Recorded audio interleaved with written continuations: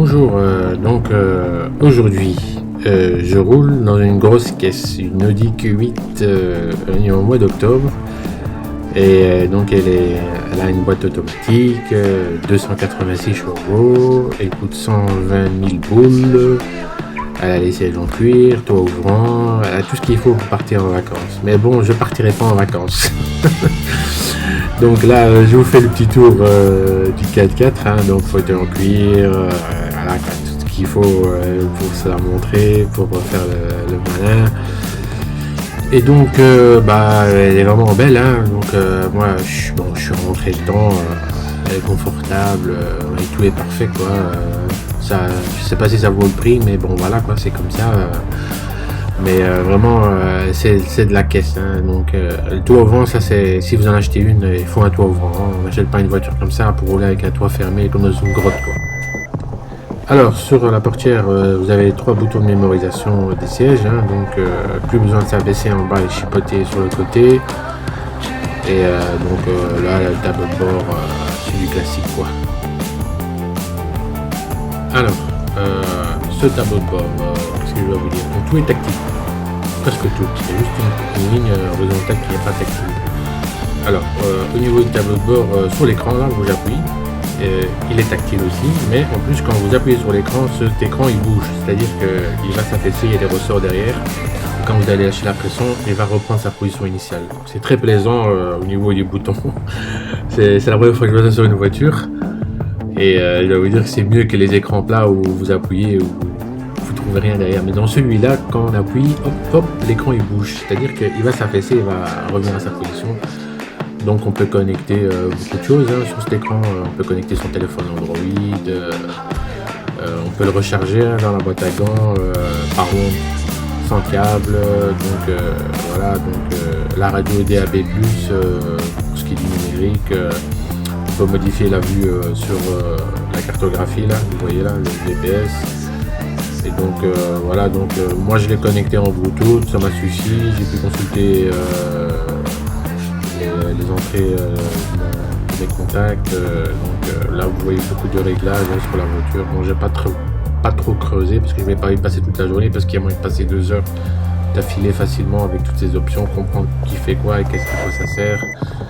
Donc en 10 minutes, j'ai pu changer la langue de l'interface, du néerlandais au français. J'ai pu connecter mon téléphone. Donc, si vous êtes un peu débrouillard en informatique, ça va très vite. Donc le téléphone, en fait, la voiture peut se connecter soit via votre téléphone au réseau 4G, ou soit avec une carte SIM intégrée dans la voiture, vous connectez en 4G. Donc là, vous voyez, donc là, on peut lire le journal, hein. Donc voilà, on lit le journal, hein. Ça paraît incroyable, mais on lit le journal, hein. C'est pas mal comme gadget, hein, je dois dire.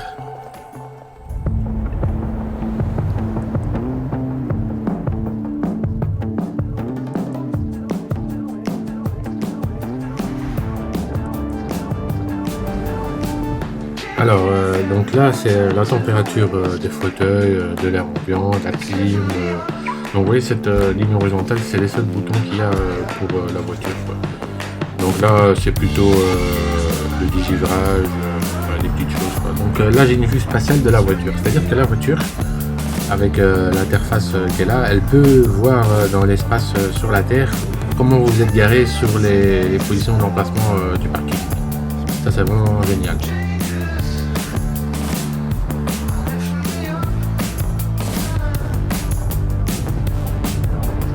Alors moi, ce que j'adore, c'est ça, c'est ce tableau de bord. L'image, elle est nickel, la définition, tout ça. Donc on peut changer les vues qu'on veut, soit on veut un grand écran avec le compteur kilométrique, soit on veut un petit avec le compteur kilométrique, mais avec la carte. Donc vous voyez, il y a plusieurs positions, plusieurs jeux de vues qu'on peut avoir, quoi. Donc ça, c'est vraiment, c'est bien, quoi. C'est une nouvelle génération, hein, donc c'est pas mal. C'est très plaisant, mais il faut dire que sur le côté, là, vous voyez, il y a 2 emplacements où c'est pas tactile, là. Vous avez la température sur le tableau de bord et les centres du niveau, donc ça, c'est pas tactile. Donc, vous avez le bouton de mémorisation sur le côté des sièges et les phares et tout ça, donc ça, c'est pas mal, c'est moderne. Alors là, c'est l'induction pour recharger le téléphone. Vous posez juste votre téléphone sur la boîte à gants et ça se recharge tout seul.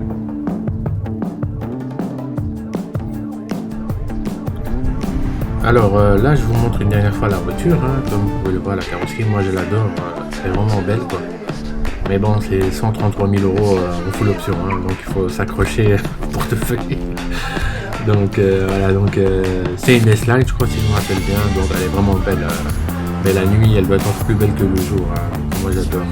Et en fait, c'est une voiture qu'on peut démarrer sans clé. Donc c'est-à-dire vous montez, vous approchez, vous mettez les clés en votre poche, vous approchez de la voiture et elle monte, elle s'ouvre et elle démarre automatiquement. Donc plus besoin d'enclencher la clé dans le tableau de bord. Ça c'est le coffre, hein, elle est assez spacieux, hein. Donc la route se couvre en dessous. Il n'y a rien de spécial, donc c'est comme dans chez les BM quoi. Donc la voiture s'ouvre, se ferme le plus simplement du monde.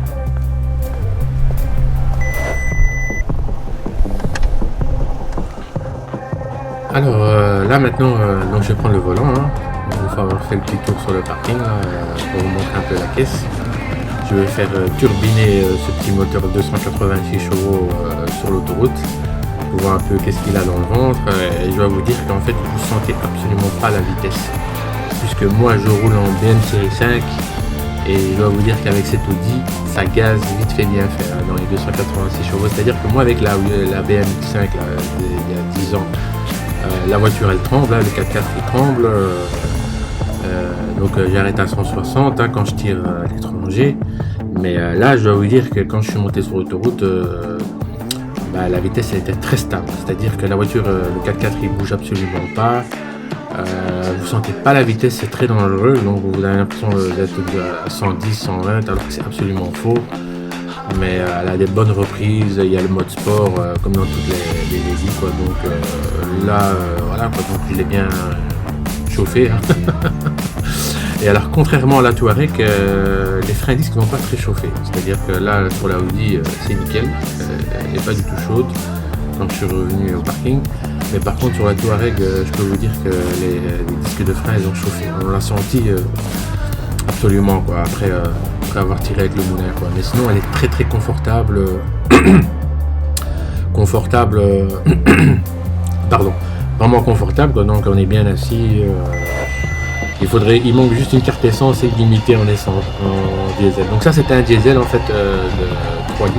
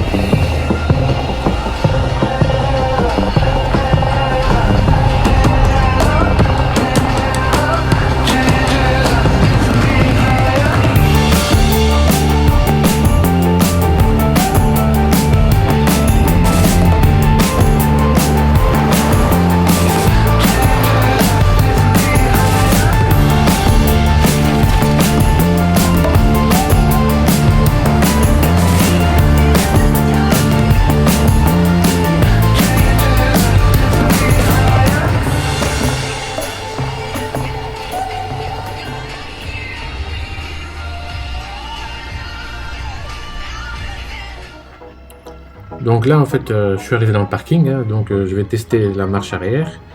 Et j'étais un peu surpris parce que en fait les courbes que vous voyez à l'écran elles bougent, c'est à dire que si vous tournez trop à gauche, la courbe va tourner trop à gauche. Donc vous avez deux positions, vous pouvez voir en marche arrière où vous allez vous garer. Parce que moi j'ai dit ça parce que en fait je suis un âne. Quand je me gare en arrière, à la marche arrière, même un ami à moi il se moque toujours de moi, il me dit t'as toujours pas compris comment il fallait se garer. Ben là je dois vous dire que regarder l'écran c'est pas mal. Ça m'a beaucoup aidé, donc j'ai pu me garer la première fois parce que d'habitude quand je roule à la X5, j'arrive pas à me garer du premier coup, quoi. Donc là, je dois dire que c'est un bonus, un vrai plaisir de se garer, quoi.